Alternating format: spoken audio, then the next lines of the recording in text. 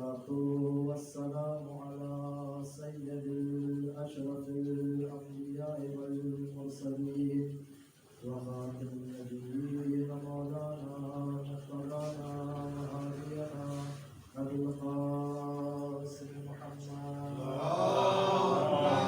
صل على محمد وآل محمد وعلى آل بيته الطيبين الطاهرين المعصومين المظلومين المنتقمين المنتجبين ولعنة الله على أعدائهم أجمعين من ليلنا هذا إلى قيام يوم الدين. أما بعد فقد قال سبحانه تبارك وتعالى في القرآن المجيد وهو أصدق الصادقين وقوله الحق. بسم الله الرحمن الرحيم. الذي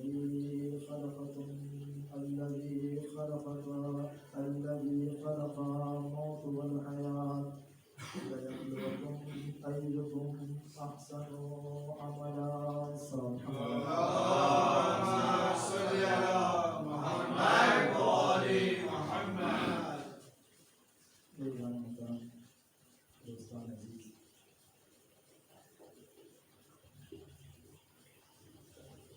عالم کا یہ اعلان عام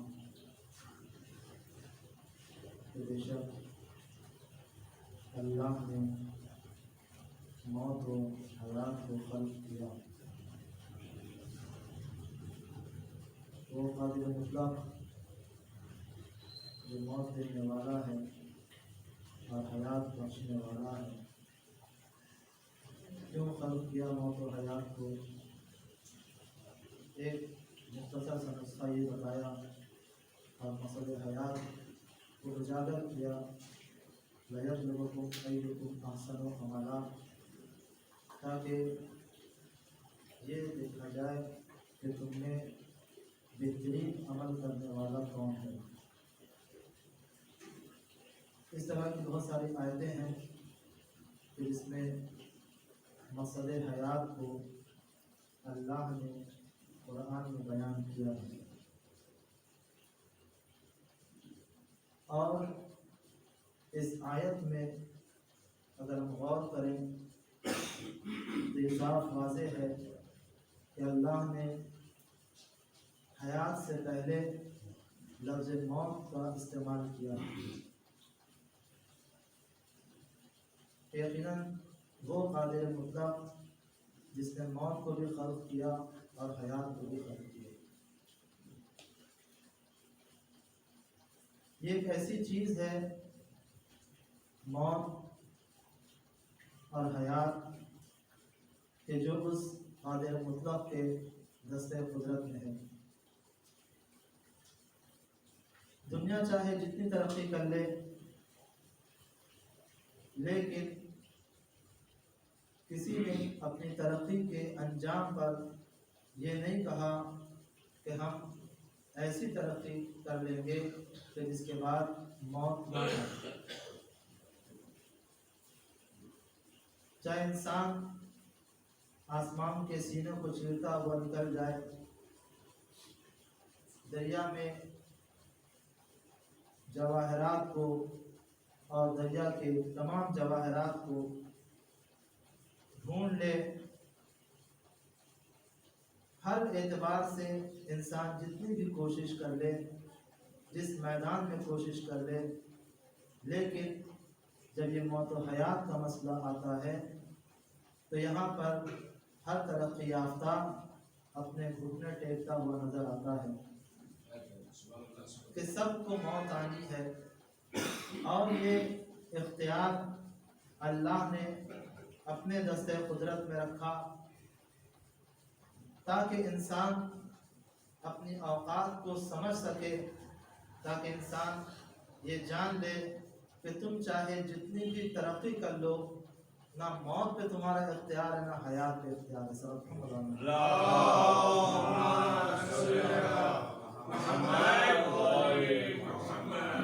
وہ اللہ جو قادر مطلق ہے اس نے موت و حیات کو اپنے اختیار میں رکھا اور دنیا والوں کو یہ بتا دیا کہ دیکھو موت پہ بھی ہمارا اختیار ہے اور حیات پہ بھی ہمارا اختیار ہے. ہم جسے چاہیں گے دنیا میں بھیجیں گے، چاہے جتنی فرعونی طاقتیں لگ جائیں کہ آنے والا نہ آئے، لیکن اگر خدا چاہے گا تو یقیناً آنے والا آئے گا اور قصر فرعون میں پرورش پائے گا. اور جسے ہم چاہیں گے اسے لے جائیں گے، چاہے وہ جتنا اپنے لیے قدرت کا دعویٰ ہی کیوں نہ کر رہا ہو، اپنے آپ کو کیوں نہ ربکم الاعلیٰ ہی کیوں نہ کہہ رہا ہو، لیکن ہم یہ بتانا چاہتے ہیں کہ دیکھو موت و حیات ہمارے دست قدرت میں ہے. عزیزوں، جب موت و حیات اللہ کے دست قدرت میں ہے اور انسان اس دنیا میں آتا ہے، آنے کے بعد اعمال کو انجام دیتا ہے اور اس دنیا سے جب چلا جاتا ہے تو سب سے اہم چیز یہ ہوتی ہے کہ انسان گناہ گار ہے، انسان خطا کار ہے. ہو سکتا ہے کہ انسان سے بہت سارے اعمال چھوٹ گئے ہوں، انسان کے لیے بہت ساری چیزیں ایسی رہ گئی ہوں جو انسان نے انجام نہ دیا ہو. یہ ہمارے یہاں ایک خاص امتیاز ہے ایصال ثواب کا. یہ خاص امتیاز ہے ایصال ثواب کا کہ اگر انسان اس دنیا سے چلا گیا اپنی کوتاہی کی بنا پر، اپنی تنبلی کی بنا پر، اپنی غفلت کی بنا پر، یا جو اعمال اس سے چھوٹ گئے ہیں وہ انجام نہیں دے سکا، تو ایک چیز یہ پائی جاتی ہے جسے رجا کہتے ہیں، جسے امید کہتے ہیں. جانے والے کو یہ امید ہونا چاہیے اگر ہم جا رہے ہیں تو یقیناً اس امید کے ساتھ جائے کہ اگر ہم جا رہے ہیں تو دیکھیں ہم نے کیسے اہل و عیال کو چھوڑا ہے، ہم نے کیسے چاہنے والوں کو چھوڑا ہے، ہم کیسا عمل انجام دے کے جا رہے ہیں. اگر ہم نیک اعمال انجام دے کے جا رہے ہیں، اگر ہم لائق اولاد چھوڑ کے جا رہے ہیں، اگر ہم اپنے دوست و احباب کو ایسا بنا کے جا رہے ہیں کہ ہمارے جانے کے بعد وہ ہمیں یاد رکھیں گے اور ہمارے لیے ایصال ثواب کریں گے، تو پتہ ہی چلا کہ پروردگار عالم نے انسان کو دنیا میں بھی نا امید نہ رکھا اور آخرت میں بھی نا امید نہ رکھا. آخرت میں بھی نا امید نہ رکھا کہ اگر تم جا رہے ہو تو اس خیال و فکر کے ساتھ جیو کہ اگر ہم سے کوئی غلطی و کوتاہی و گناہ ہو جاتا ہے تو ہمارے بعد ہماری اولادیں ہمیں یاد کریں اور ہماری اولادیں ہمارے لیے ایصال ثواب کریں. کیونکہ بعض جگہوں پر بالکل مر جانے کو فنا کہا جاتا ہے کہ مر گیا، ختم ہو گیا، مٹی میں چلا گیا اور بس. لیکن آپ دیکھیں اللہ نے قرآن میں امید جسے رجا کہتے ہیں اسے باقی رکھا ہے. سورہ حم میں دونوں چیزیں ہیں، خوف بھی ہے، رجا بھی ہے. خوف دلایا ہے اور امید بھی دلائی ہے. یہاں پہ انسان کہتا ہے الحمدللہ رب العالمین، تمام تعریف اس پاک پروردگار کے لیے ہے. کون؟ الرحمن الرحیم، جو رحمان بھی ہے اور رحیم بھی ہے. یہ رحمان اور رحیم کا ہونا انسان کو امید بخشتا ہے. پھر خوف مالک یوم الدین، کہ یقیناً وہ روز جزا کا مالک ہے. مالک یوم الدین، وہ روز جزا کا مالک، وہ حساب کرنے والا ہے. پھر رجا ایاک نعبد و ایاک نستعین، اے پروردگار ہم تیری عبادت کرتے ہیں اور تجھی سے مدد چاہتے ہیں. یہ انسان کو ایک امید دلاتی ہے. اور یہ پورا سورہ اور بہت ساری آیتیں جو انسان کو امید بخشتی ہیں کہ اگر تم اس دنیا سے جا رہے ہو تو اس خیال کے ساتھ زندگی گزارو کہ تمہارے بعد کوئی ایسا موجود ہو جو تمہارے لیے ایصال ثواب کر سکے. سلام محمد. اللہم صلی علی محمد و آل محمد. تو عزیزوں، یہ ایصال ثواب ایک اہمیت کا حامل ہے اور ایصال ثواب شریعت نے بہت ساری چیزوں کو بیان کیا کہ آپ بہت ساری چیزوں کے ذریعے سے ایصال ثواب کر سکتے ہیں. اگر کوئی دنیا سے چلا گیا، اگر اس کی قضا نمازیں ہیں رہ گئی ہیں تو اگر بڑا بیٹا ہے تو اس پر واجب ہے، اور اگر وہ نہیں پڑھ سکتا یا کوئی اور وجہ ہے تو دوسری بھی اولادیں پڑھ سکتی ہیں، یا اگر وہ بھی نہیں پڑھ سکتے تو اجارے پہ پڑھوایا جا سکتا ہے. یہ سارے واجبات، نماز ہے، روزہ ہے، حج ہے، یہ ساری چیزیں ایصال ثواب کے لیے. خود قرآن ہے، تلاوت قرآن ایصال ثواب کے لیے. کہ انسان قرآن کی تلاوت کرے اور جو بھی ایک آیت بھی اگر پڑھ لیتا ہے، ایک آیت کی بھی اگر تلاوت کرتا ہے تو اس کو بھی اصال کر سکتا ہے۔ اسی کے طریقے سے مرحوم کے لیے صدقات ہیں کہ انسان جو اس دنیا سے چلا جائے اس کے لیے صدقہ عطا دے، اور بہت ساری چیزیں جس طریقے کی نیکی کو اس مرحوم کے لیے انجام دے گا وہ اس کے لیے اصال ثواب ہو جائے گی، وہ اس کے لیے اصال ثواب ہو جائے گی۔ ایک بہت مشہور معروف واقعہ ہے کہ نجف میں ایک عالم دین تھے جنہوں نے ایک شخص کو خواب میں دیکھا کہ جو بہت ہی حیران و پریشان ہے۔ کہا کیا وجہ ہے، تم اتنا پریشان کیوں ہو؟ کہا میں اس دنیا سے تو چلا آیا، میرا ایک بیٹا ہے وہ میرے لیے کچھ نہیں بھیجتا۔ کہا اچھا، تو سارے ایڈریس و پتے کے ساتھ وہ عالم دین اس کے پاس پہنچے ڈھونڈتے ہوئے۔ جب وہاں پہنچے تو دیکھا اس کا بیٹا ایک نہر کے کنارے کھڑا ہوا ہے اور بہت ہی نالا ہے۔ وہ عالم دین نے اس سے کہا کہ بھئی میں نے ایسا ایسا خواب دیکھا ہے کہ تم اپنے والد کے لیے کچھ اصلاح نہیں کرتے۔ وہ غصہ ہو جاتا ہے اور غصہ ہونے کے بعد ایک مرتبہ پانی اٹھاتا ہے اور عالم دین کی طرف پھینک دیتا ہے، کہا لو یہ اصال ثواب۔ وہ بہت ناراض ہوئے، وہاں سے واپس آ گئے۔ پھر انہوں نے خواب میں دیکھا کہ جس مرحوم کو خواب میں دیکھ رہے تھے وہ بہت نعمت و ناز میں ہے، بہت خوشحال ہے۔ کہا آخر کیا وجہ ہے؟ میں تو تمہارے بیٹے کے پاس گیا تھا، اس نے یہ حرکت انجام دی۔ کہا جب اس نے یہ حرکت انجام دی، جب اس نے پانی کو پھینکا ہے، جہاں پر پانی گرا ہے وہاں پر ایک مچھلی تھی، وہاں پر ایک مچھلی تھی۔ جب اس مچھلی کو پانی ملا ہے تو اس مچھلی میں زندگی آ گئی اور وہ واپس نہر میں واپس آ گئی۔ تو پروردگار عالم نے اسی کو اصال ثواب قرار دیا اور مجھے میرے اوپر سے وہ عذاب کو ہٹا کے ناز و نعمت عطا کر دیا۔ صلی اللہم صلی علی محمد و آل محمد۔ تو کبھی اس طریقے سے بھی اصال ثواب ہو جاتا ہے، لیکن اصال ثواب کے لیے شریعت نے بیان کیا یہ ساری چیزیں اصال ثواب ہیں۔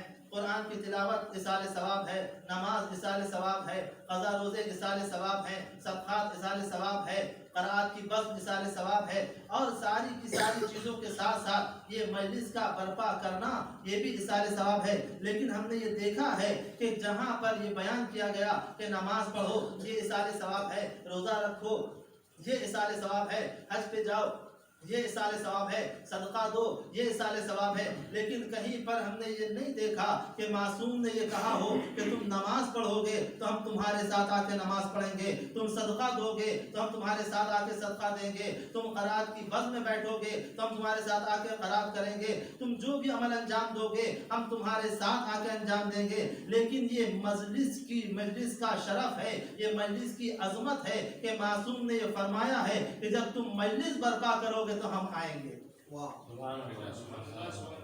جب تم مجلس برپا کرو گے تو ہم آئیں گے اور ہم شرکت کریں گے۔ کہ مجلس کی عظمت ہے اصال ثواب کے لیے، چاہے انسان پر غمی کا وقت ہو یا خوشی کا وقت ہو، دونوں جگہ پر مجلس کو برپا کرنا چاہیے۔ معصوم فرماتے ہیں کہ اگر خوشی میں برپا کرو گے تو ہم تمہارے لیے برکتیں لے کر آئیں گے، اگر غمی میں برکت برپا کرو گے تو ہم تمہارے لیے مغفرتیں لے کے آئیں گے۔ صلی محمد علیہ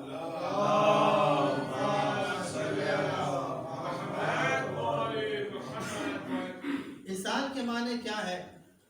شاید میں نے اس سے پہلے بیان کیا ہو، اصال کے معنی پہنچانا ہے۔ جب اصال کے معنی پہنچانا ہے تو عزیزوں ہم کچھ بھی نیک عمل انجام دیں وہ مرحوم تک پہنچتا ہے، وہ مرحوم تک پہنچتا ہے۔ فرق کیا ہے ہمارے بھیجنے میں؟ ہم یہ سمجھتے ہیں کہ نہیں جس کو ہم اگر خصوص نہیں کریں گے تو گویا اس تک نہیں پہنچے گا، کیونکہ ہماری فکر دنیاوی فکر ہے، ہماری فکر کے اوپر دنیاوی مادیات کا پردہ ہے۔ ہم قدرت پروردگار عالم کی قدرت سے واقف نہیں ہیں، ہم اس کے خزانے سے آشنا نہیں ہیں۔ جب ہم کو مثال کرتے ہیں تو فلاں فلاں فلاں بالخصوص فلاں فلاں فلاں فلاں فلاں، کیوں کہیں ایسا نہ ہو کہ کہیں اور چلا جائے.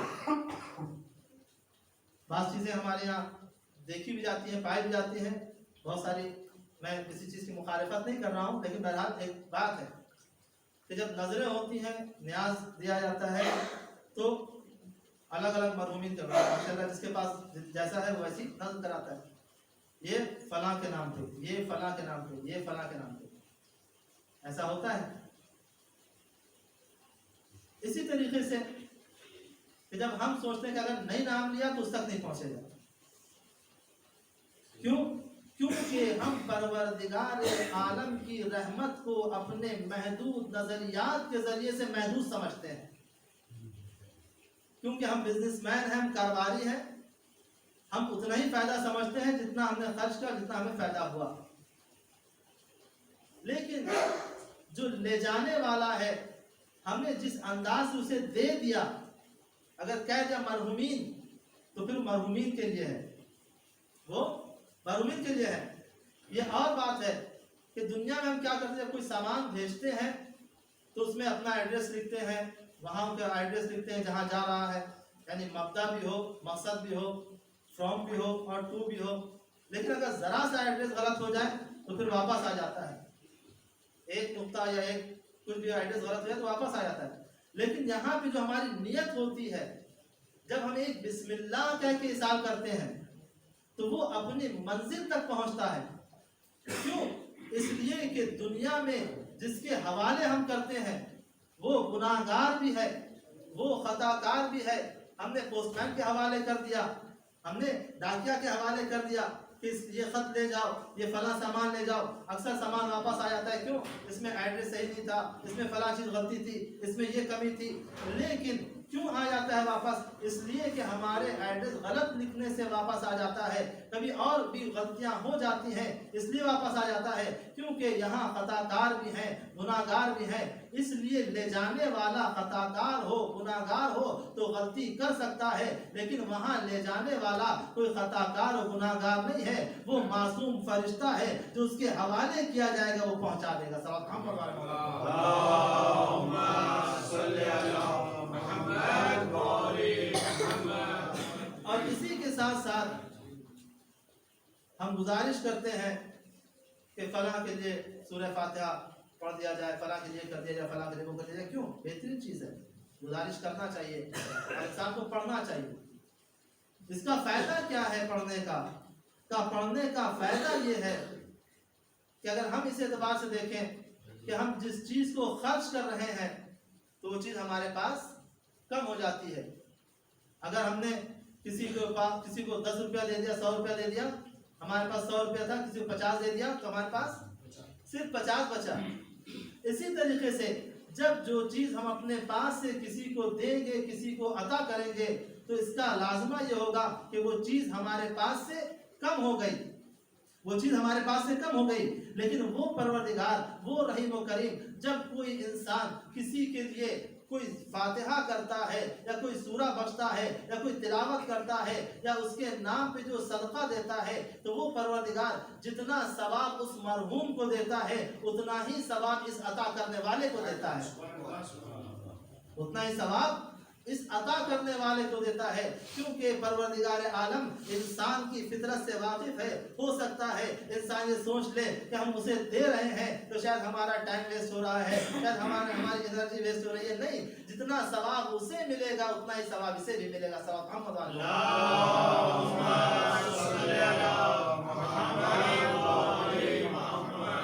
تو یہ ہے اصال ثواب کہ جس کا ہمیں حکم بھی دیا گیا اور تاکید بھی کی گئی.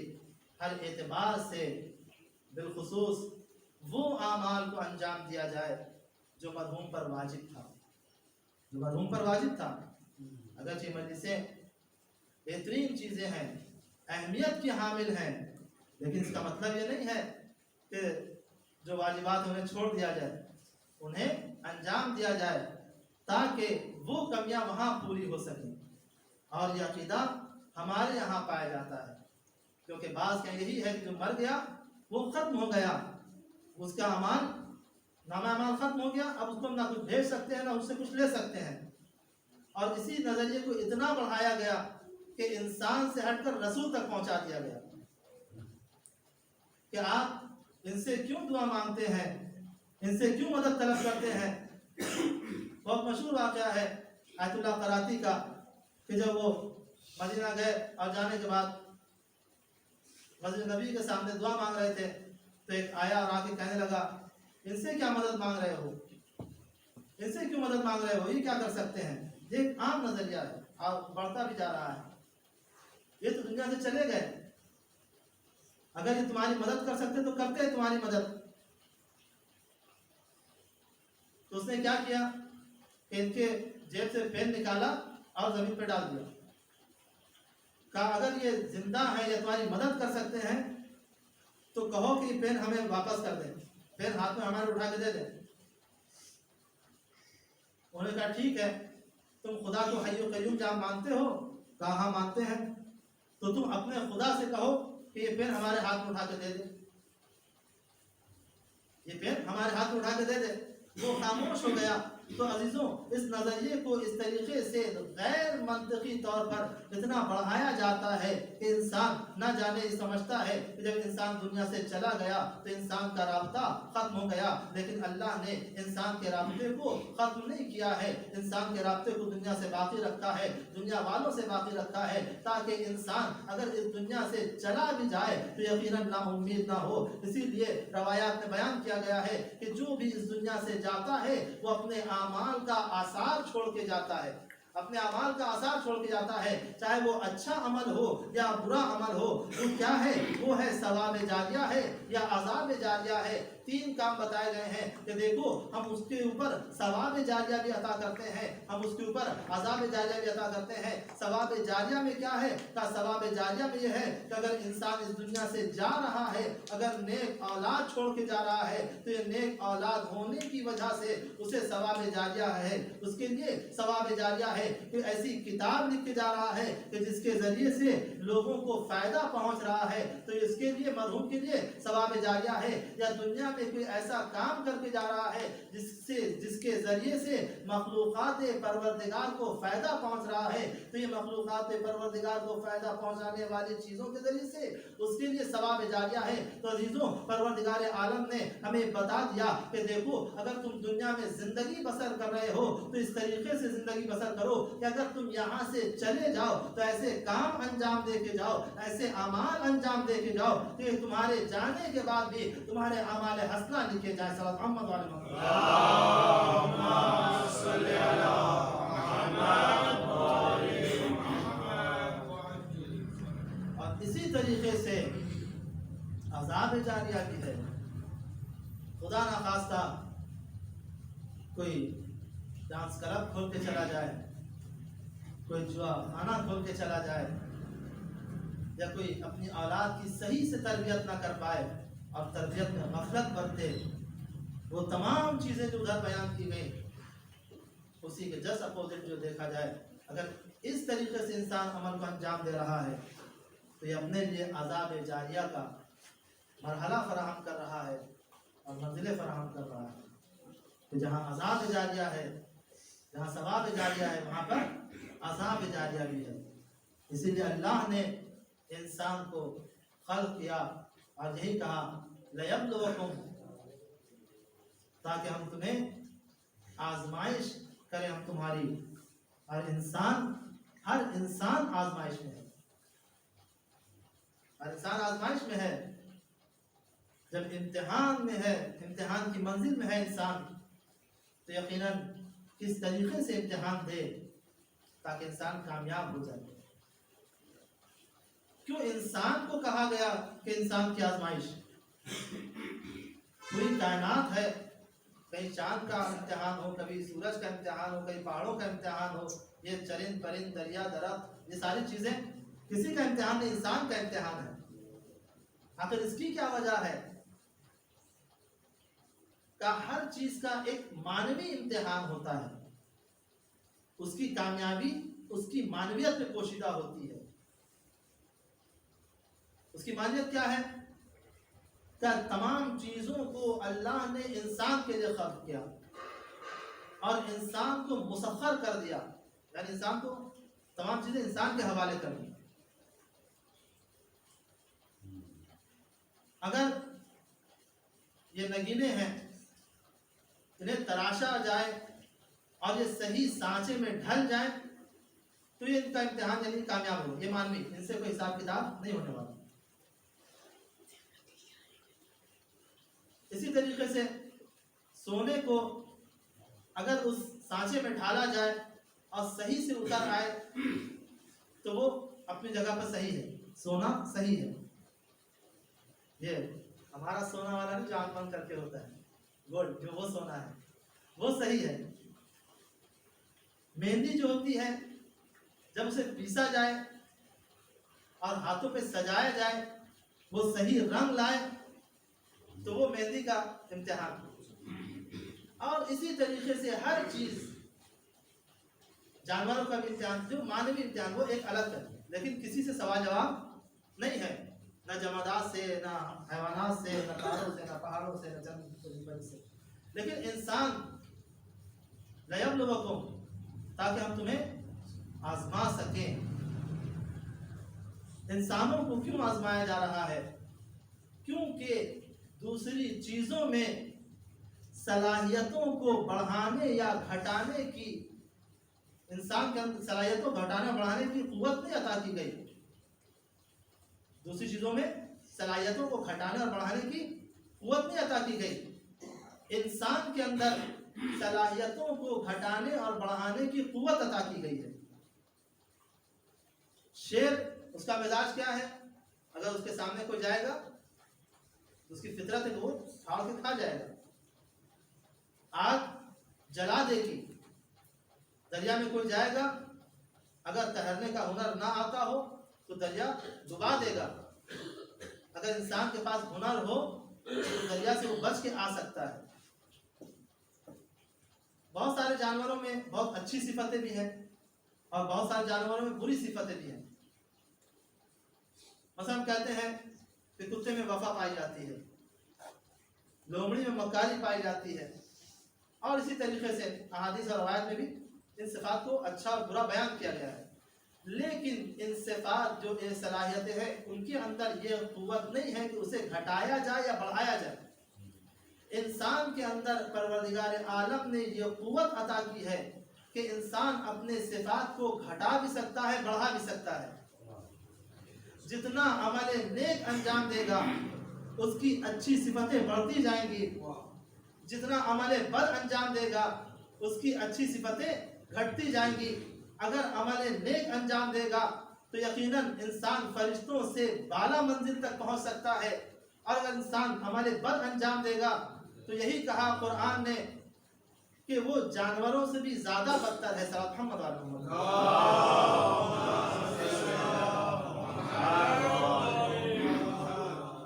لیکن جب امتحان کی منزل پر آتا ہے انسان تو امتحان کے جوہر کہاں پہ دکھا سکتا ہے؟ ایک انسان بہت مشہور ہے کہ یہ کیا ہے، یہ بہت بڑے سخی ہیں، یہ بہت شجاع ہیں، بہت ساری صلاحیتیں ان میں پائی جاتی ہیں. لیکن جب تک میدان عمل نہ آ جائے اور میدان عمل میں وہ کھرا نہ اتر جائے تب تک انسان کا جوہر سامنے نہیں آ سکتا. تو وہ میدان کو فراہم کیا جائے. جب وہ میدان اس کے لیے فراہم ہو جائے اور اس میدان میں وہ پورا اتر جائے تو اسے کامیاب سمجھا جائے گا کہ جس میدان کو اس کے لیے فراہم کیا گیا تھا اس نے ویسے ہی عمل انجام دیا جیسا اس سے مطالبہ کیا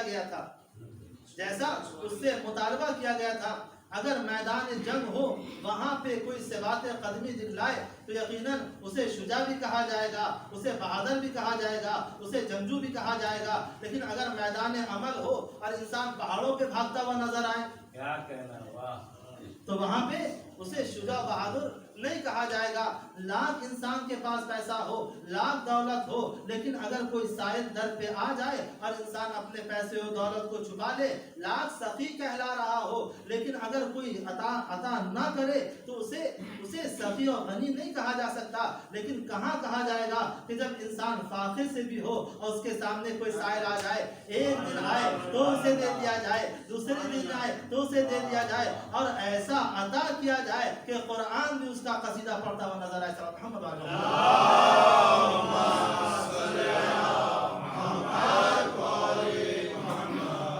تو انسان کے لیے کہا جاتا ہے کہ جب اللہ نے انسان کے لیے آزمائش رکھی ہے تو انسان کے لیے وہ موقع بھی فراہم کیا ہے تاکہ انسان اس موقع پر آئے اور آنے کے بعد اپنی آزمائش میں کامیاب ہو جائے۔ آپ دیکھیں اگر جناب ابراہیم نمرود کی آگ کو دیکھ کے ڈر جاتے اور وہ نمرود کے سامنے سجدہ کر لیتے تو جناب ابراہیم کا امتحان ختم ہو جاتا اور انہیں کامیاب نہیں مانا جاتا۔ اگر جناب موسیٰ فرعون کے مقابلے میں قیام نہ کرتے تو جناب موسیٰ ناکام ہو جاتے، اور اسی طریقے سے اگر پیغمبر اسلام ابو جہل اور ابو لہب کے سامنے سر کو جھکا دیتے، ان کی باتوں کو مانتے تو یقیناً وہ پیغمبر نہیں کہلاتے۔ اگر امام علی کسی کے ساتھ بیعت کر لیتے تو امام علی کامیاب نہیں کہلاتے۔ امام حسن اگر کسی سے بیعت کر لیتے تو امام حسن کامیاب نہیں کہلاتے۔ اگر امام حسین بیعت کر لیتے تو یقیناً امام حسین کامیاب نہیں کہلاتے۔ سب نے یہ بتا دیا کہ دیکھو جس کے سامنے جیسا موقع فراہم ہوا ہے اللہ والوں نے ویسے ہی امتحان دے کے بتایا۔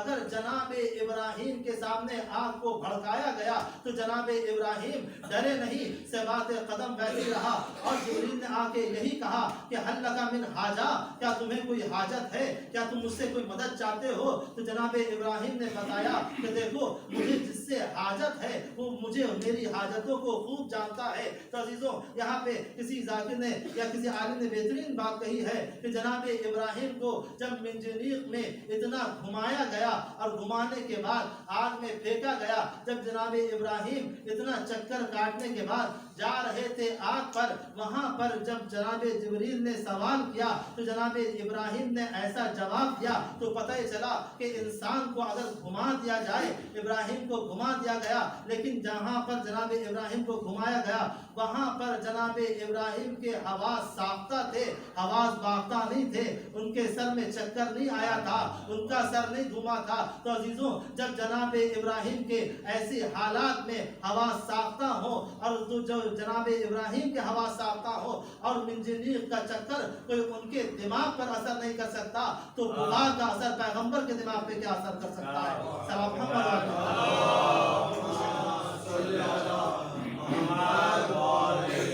تو موقع کو فراہم کیا جاتا ہے تاکہ انسان اس آزمائش میں اترے۔ جناب ابراہیم نے ثبات قدمی دکھائی اور آگ پہ جانا قبول کیا۔ جناب موسیٰ نے فرعون کے خلاف قیام کیا اور اپنی پوری قوم کو لے کے چلے ہیں اور فرعون سے نجات دلائی ہے۔ جو حق ہوتا ہے وہ اپنی حقانیت کو بیان کرتا ہے، اپنی حقانیت کو بیان کرتا ہے۔ جو مقابل میں آتا ہے اس کا باطل پن ظاہر ہو جاتا ہے۔ اگر جناب ابراہیم ڈر جاتے تو فرعون کا بطلان سامنے نہیں آتا، اگر جناب موسیٰ پیچھے ہٹ جاتے تو فرعون کا باطل ہونا سامنے نہ آتا۔ تو سب نے قیام کر کے بتایا کہ دیکھو ہمارے جو مد مقابل ہے وہ کتنا باطل ہے، وہ کتنا باطل ہے۔ تو پتہ ہی چلا حق کا راستہ ادھر ہے، باطل کا راستہ ادھر ہے۔ جو اللہ والا تھا اس نے قیام کیا، جو شیطان والا تھا اس نے چاہا کہ اللہ والوں کو ختم کر دیا جائے، ہدایت کے چراغ کو بجھا دیا جائے اور انہیں امتحان میں ناکام کر دیا جائے۔ تو عزیزوں یہ امتحان اس طریقے سے چل رہا تھا، ہمیں حق و باطل کا راستہ ایک موقع ایسا آتا ہے کہ جہاں پر انسان گمان کرتا ہے کہ یہ حق ہے یا یہ باطل ہے، یہ باطل ہے یا یہ حق ہے۔ ایسا حق اور باطل کا سامنا ہوتا ہے کہ جہاں پر سورج کی روشنی بھی انسان کو یہ نہیں بتا سکتی کہ دیکھو یہ حق ہے یا یہ باطل ہے۔ اگر اہل بیت ہمارے سامنے نہ ہوتے، جہاں پر سورج نہیں بیان کر سک رہا تھا اپنی پوری تابناکی کے ساتھ، اپنی روشنی کے ساتھ، وہاں پر امام حسین علیہ السلام نے چراغ کو گل کر کے بتا دیا کہ دیکھو حق کیا ہے، باطل کیا ہے۔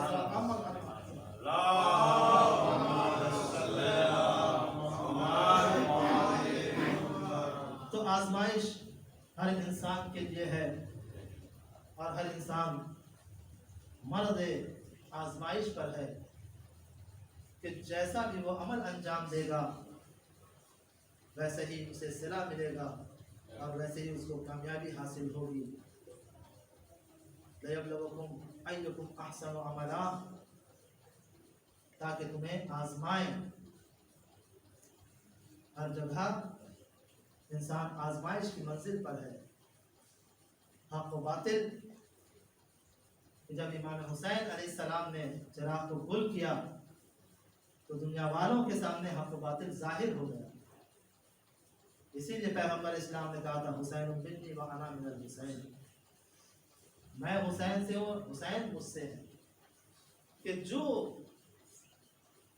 باطل کا دائرہ یا باطل افراد یا باطل چہرے حق کا نقاب اوڑھ کے ہمارے ساتھ آ رہے ہیں، اگر تم کربلا تک پہنچو گے تو تمہیں حق و باطل نظر آ جائے گا۔ تو یہ در اہل بیت ہے کہ جہاں انسان حق و باطل کو سمجھ سکتا ہے اور انسان اپنی زندگی میں وہ راستہ اختیار کر سکتا ہے کہ جس راستے کے ذریعے سے انسان اپنے زندگی کے امتحان میں کامیاب ہو سکتا ہے، اپنی زندگی کے امتحان میں کامیاب ہو سکتا ہے۔ جہاں پر موت کو فنا سمجھا جاتا ہے، وہاں پر اہل بیت نے بتایا کہ موت فنا کا نام نہیں ہے، موت ان کے لیے فنا ہے جو در اہل بیت سے دور ہیں، لیکن جو در اہل بیت سے متمسک ہیں ان کے لیے فنا نہیں ہے۔ اور دنیا میں ہمیں اس کی مثال ملتی ہے، آج اتنی تحقیقیں ہو رہی ہیں اور آپ مجھ سے بہتر جانتے ہیں دنیا کے بارے میں کہ جب مصر کے اہرام میں تحقیق ہوئی اور وہاں سے کچھ گیہوں کی بالیاں نکلی ہیں اور اسے جب زمین میں بویا گیا تو اتنے سال گزرنے کے بعد پھر اس میں ویسے ہی گیہوں اور دھان جو چیزیں ہوتی ہیں بالیاں پھر تر و تازہ ہو گئیں۔ اس کی وجہ کیا ہے؟ یہ وجہ کس نے بتائی؟ یہ جناب یوسف نے بتائی تھی عزیز مصر کو، کہ پورا واقعہ آپ کے سامنے ہے کہ جب عزیز مصر نے خواب دیکھا تھا کہ وہ 7 گائے ہیں اور کبھی سوکھ گئی اور کبھی موٹی تازی ہو گئی، تو جناب یوسف کو اللہ نے یہ علم دیا تھا تعبیر خواب کا۔ تو جناب یوسف نے کیا بتایا تھا کہ 7 سال قحط ہوگا اور 7 سال خوشحالی رہے گی۔ تو شروع کے 7 سال جو ہے وہ خوشحالی رہے گی اور اس کے بعد کے 7 سال وہ قحط پڑ جائے گا، سوکھا پڑ جائے گا اپنے چھوٹے بھائیوں کے لیے۔ تو جناب یوسف نے یہ کہا کہ اس کا ایک راہ حل ہے، وہ یہ کہ جو بالیاں ہیں اس کی اصل جڑ میں اس خوشے گندم کو پیوست کر دیا جائے اور اس طریقے سے لگا دیا جائے کہ جتنی طریقے سے وہ اگتی جائے، اسے جب کاٹا جائے تو اس کی جڑ سے نہ کاٹا جائے، اس کی جڑ سے نہ کاٹا جائے، وہاں سے اسے چھوڑ دیا جائے تاکہ وہ پھر واپس آ جائے۔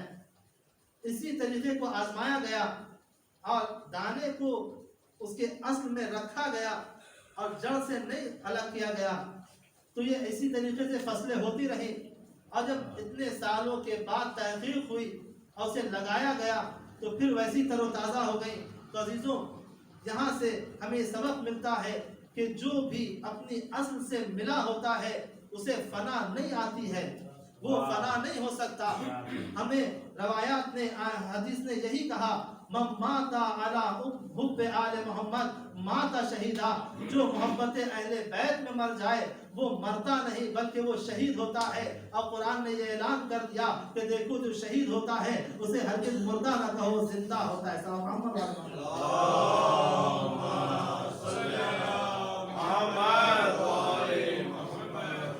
تو عزیزوں، اہل بیت کی محبت ہمارے دلوں میں ویسے ہی ہونا چاہیے کہ جو اللہ نے ہم سے مطالبہ کیا ہے، ایک لمحے کے لیے بھی ہمارے دل سے اہل بیت کی محبت جدا نہ ہو۔ اور آج ہم جس مرحوم کو یاد کر رہے ہیں، یقیناً اس کی ساری چیزیں تو سامنے نہیں آتی، لیکن اہل بیت کی محبت کا بیان ضرور ہوتا ہے۔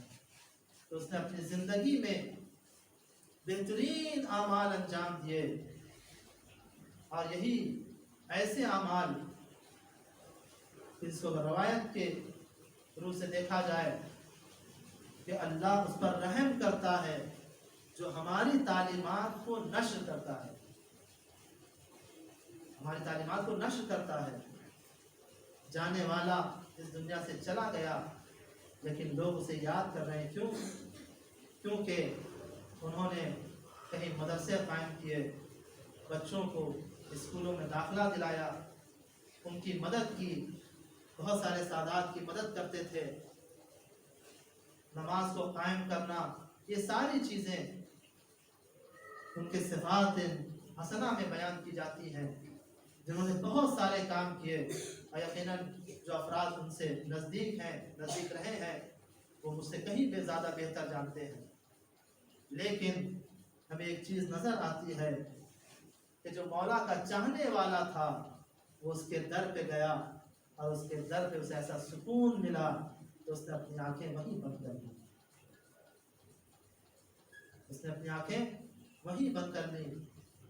تو جو محب ہوتا ہے وہ اپنی محبت کا اظہار کرتا ہے، اور امام رضا علیہ السلام کا در ایک ایسا در ہے کہ جو اپنے چاہنے والوں کو خالی ہاتھ نہیں لوٹاتے ہیں، چاہے مسلمان ہو غیر مسلمان ہو، جو بھی در پہ آ کے سوالی بنتا ہے یقیناً وہ اپنی حاجات کو پوری دیکھتا ہوا نظر آتا ہے۔ اور بہت سارے واقعات ہیں، کوئی واقعہ نہیں بیان کرنا، لیکن ہم نے یہ دیکھا کہ مرحوم نے اعمال حسنہ انجام دیے ہیں، خدا ان کی جو اولادیں ہیں انہیں ویسی توفیق عطا کرے، ان کے چاہنے والوں کو وہی جذبہ عطا کرے، اور اسی طریقے سے ان کے اعمال جنہوں نے وہ اعمال جاری ثواب جاریہ کے لیے انجام دے کے گئے ہیں، اور اس سے بہترین طریقے سے لوگ انجام دیتے رہیں۔ یہ حق محبت ہے اور یہ حق وفا ہے۔ وہ امام رضا علیہ السلام کی زیارت کے لیے گئے اور انہوں نے ایسا سکون پایا کہ اپنی آنکھوں کو وہیں پہ بند کر دیا۔ ہاں عزیزوں، وہ غریب الغربا کا تیار جہاں سلاطین اپنے سر جھکاتے ہوئے نظر آتے ہیں، لیکن جب اس غریب الغربا کو وہاں لایا گیا ہے تو اس انداز سے لایا گیا۔ جب مامون نے کہا کہ جاؤ امام رضا کو یہاں لے آؤ، تو امام کی مظلومیت، اللہ اکبر، آج جانے والا چلا گیا، بیٹا دوسرے ملک میں تھا، اس نے خبر سنی، لوگوں نے اسے تسلیت دی، بیٹا آیا اور تدفین ہوئی۔ کوئی پردیس میں اس دنیا سے چلا جائے،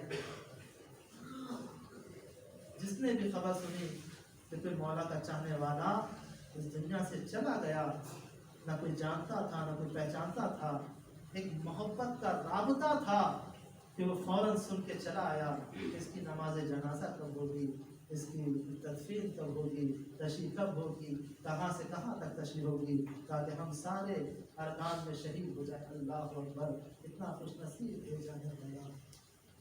ہائے وہ میرا مولا، کہ جب اسے مدینے سے لایا جا رہا تھا تو اس نے یہی کہا تھا کہ اے مدینے والوں، مجھ پر ایسا گریہ کرو کہ جیسے اس دنیا سے جانے والے پر گریہ کیا جاتا ہے۔ تو مولا آپ تو جا رہے ہیں، ابھی آپ زندہ ہیں، کہا میں جا تو رہا ہوں لیکن اب میں مدینے واپس نہیں آؤں گا۔ اللہ اللہ، اس طریقے سے گریہ کیا گیا ہے مدینے میں۔ یہ مدینے میں دوسری رخصتی دیکھی گئی ہے، وہ ایک رخصتی تھی جو 28 رجب کو تھی، جب امام حسین مدینے سے جا رہے تھے اور یہ امام رضا علیہ السلام جا رہے ہیں۔ وہاں پہ بھی گریہ کا عالم تھا، یہاں پہ بھی گریہ کا عالم ہے۔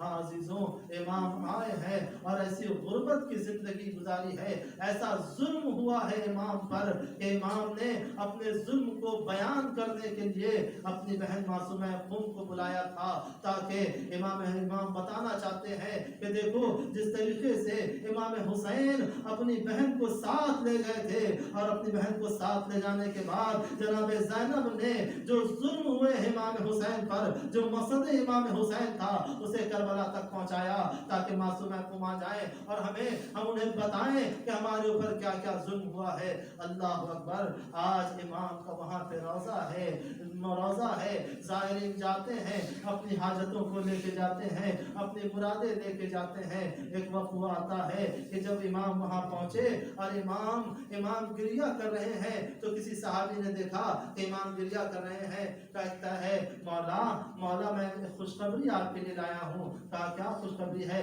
کہا مولا میرے یہاں ایک بچی کی ولادت ہوئی ہے، مولا آپ تشریف لے آئیں تو مجھے خوشی ہوگی۔ مولا کہتے ہیں کہ اچھا تیری بچی کی ولادت ہوئی ہے، تو نے اس کا کیا نام رکھا؟ وہ کہتا ہے مولا سمیتھا فاطمہ، مولا میں نے اس کا نام فاطمہ رکھا ہے۔ جیسے ہی اس نے لفظ فاطمہ کہا ہے مولا کا گریہ اور بڑھ گیا۔ اس کے بعد وہ کہتا ہے مولا فرماتے ہیں دیکھ اگر تو نے اس کا نام فاطمہ رکھا ہے نا، نہ کبھی اسے ڈانٹنا نہ کبھی اسے مارنا۔ اللہ اللہ، پھر ایک مرتبہ روایت میں ملتا ہے کہ ایک مرتبہ ایک زائر آیا اور آنے کے بعد امام سے دعا کرتا ہے، دعا کرتے کرتے امام کو واسطہ دیتا ہے، اے مولا آپ کو آپ کی جدہ کی ٹوٹی ہوئی پسلیوں کا واسطہ۔ ایک دن گزرا، 2 دن گزرا، 3 دن گزرا، امام اس کے خواب میں آئے اور آ کے کہا اے میرے زائر، اے میرے چاہنے والے، یہ واسطہ ہمیں نہ دے، جب کوئی یہ واسطہ دیتا ہے نا تو ہم اہل بیت بے قرار ہو جاتے ہیں، کیونکہ امام جانتے ہیں کہ وہ کیسی مصیبت تھی کہ جو ان کی جدہ پہ گزاری دی گئی۔ اللہ اللہ، پسلیوں کا ٹوٹنا کتنا سخت ہوتا ہے۔ ہم نے روایت میں یہی دیکھا، علماء سے بھی یہی سنا کہ جہاں جہاں پسلیوں کے ٹوٹنے کو بیان کیا گیا ہے، اللہ اکبر، ایک مرتبہ کہا گیا کہ ایک مرتبہ پسلی کی ٹوٹنے کی آواز جناب فضہ نے سنی تھی کہ جب دروازہ گرایا گیا ہے اور سیدہ نے آواز دی ہے اے فضہ ہمارا محسن شہید ہو گیا، ہماری مدد کو آؤ۔ دوسرا مرحلہ وہ تھا کہ جب جناب علی اکبر کے سینے پر نیزے کی ہنی چبھی ہے اور اس کے بعد نیزے کی ہنی سینے کے اندر تک در آئی، اللہ اللہ، وہاں پسلیوں کے ٹوٹنے کی آواز آئی۔ تیسرا مرحلہ وہ ہے کہ جب جناب فضہ کہتی ہے اے شہزادی اپنے دل کو سنبھالے، میں ایک ایسی خبر لائی ہوں، میں ایک مصیبت کی خبر لائی ہوں۔ جناب زینب نے کہا اے فضہ اب ہمارے لیے کون سی مصیبت ہے؟ میرا علی اصغر شہید ہو گیا، میرا اکبر مارا گیا، میرے قاسم کا لاشا پامال کر دیا گیا۔ اللہ اکبر، جناب فضہ کہتی ہے اے شہزادی میں نے سنا ہے کہ اشقیاء گھوڑے کی نعل بندی کر رہے ہیں، لاشوں کو پامال کیا جائے گا۔ آزاداروں، گھوڑوں کی نعل بندی کی گئی، لاشوں کو پامال کیا گیا۔ جب لاشوں پر گھوڑوں کو چلایا جا رہا تھا، دوڑایا جا رہا تھا، تو وہاں پر پسلیوں کے ٹوٹنے کی آواز آ رہی تھی، لیکن میں کہوں گا جب جناب علی اکبر کے سینے پر نیزے کی ہنی لگی ہے تو جناب علی اکبر کی روح پرواز کر گئی۔ جب گھوڑوں کی ٹانگوں سے لاشوں کو پامال کیا گیا تو لاشیں تھی روح پرواز کر گئی تھی، لیکن ہائے سیدہ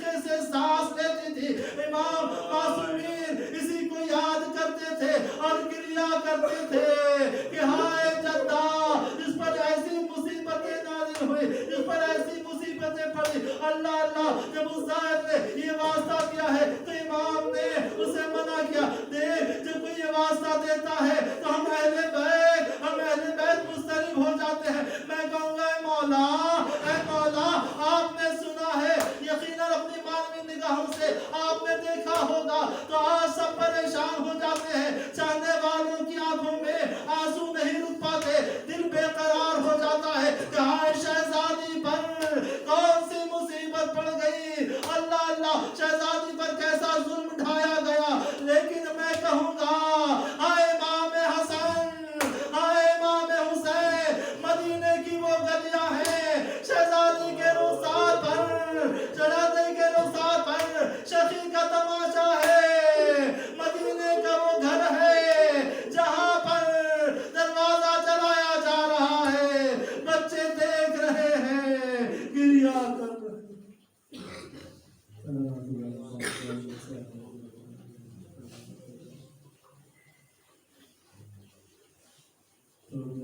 ہماری پسند کی عبادت کو قبول کرنا، جو مظلومین ہیں کے گناہوں کو بخش دے، ان کی خطاؤں کو معاف کر دے، ان کے درجات میں بلندی عطا فرما. پروردگارا تمام مقامات مقدسہ کی حفاظت فرما، جو حفاظت کر رہے ہیں ان کی حفاظت فرما. پروردگارا تمام علماء کے اذان کی حفاظت فرما. پروردگارا ہمیں حج و زیارات کی توفیق عطا فرما. پروردگارا جنہوں نے اجتماع سے دعا کہا ان کی دعاؤں کو قبول فرما.